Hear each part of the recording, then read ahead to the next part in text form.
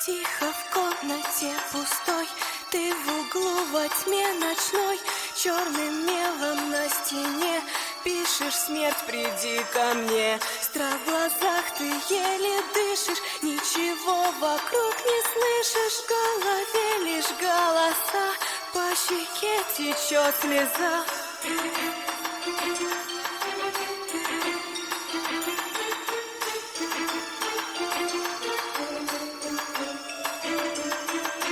В чужой стране теперь, и тебе открылась дверь в мир, где души обитают, медленно тебя сжирают. Ты боишься, ты бежишь прочь от тех, с кем говоришь, и твои глаза пусты.